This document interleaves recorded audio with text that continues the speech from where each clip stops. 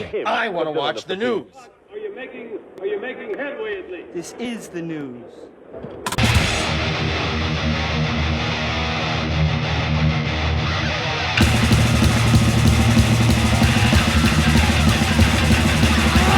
Schmack-a-macabre, it's time for the only news that matters, and Brian May reveals his favorite Queen album.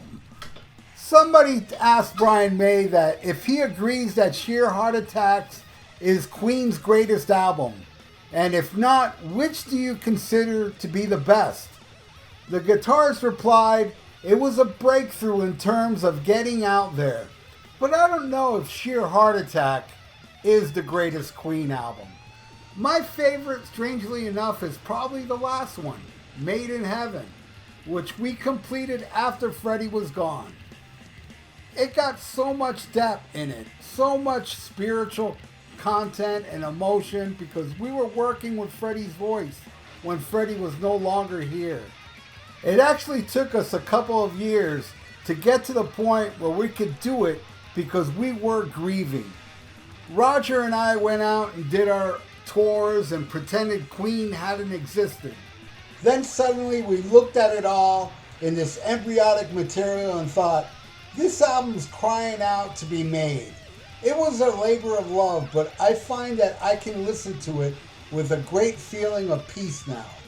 So there you go. Brian May's favorite Queen album is Made in Heaven. I remember when I first heard it, I didn't like it much, but recently I've heard it a few times and I think it's a pretty amazing album. And, but for me, man, it has changed through the years. At one time, News of the World was my favorite album. And then it was Sheer Heart Attack. And then I remember the first album was my favorite for a while. But for the past several years, my favorite is the second album, Queen 2. And it's been that way longer than the other albums were my favorite. What's your favorite Queen album? Leave it in the comments below. Elsewhere in the interview, Brian May discusses bassist John Deacon's decision to walk away from the group.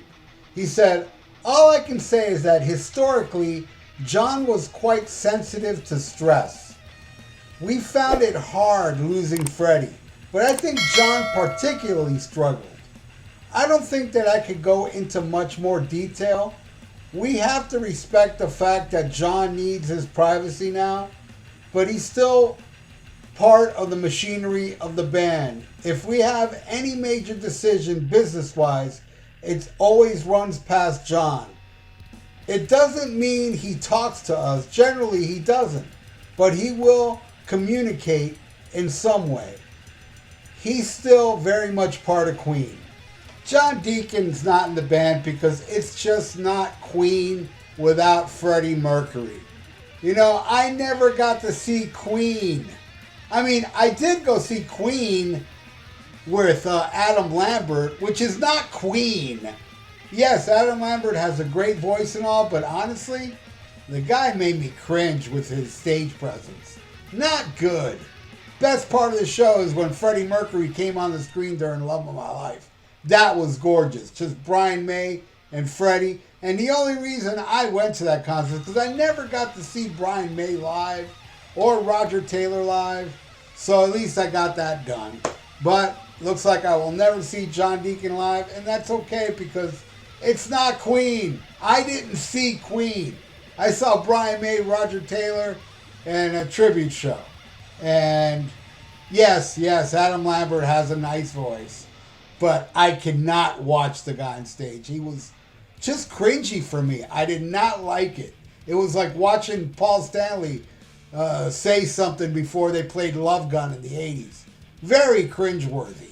So that's it for the only news that matters. Thank you so much for watching. You all rule. And please subscribe to my channel if you have not. And please like the video. It's good for the YouTube algorithms.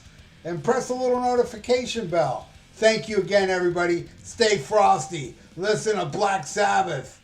And schmack-a-macabre. Farewell and adieu to you fair Spanish ladies. Farewell and adieu, you ladies of Spain. Spain,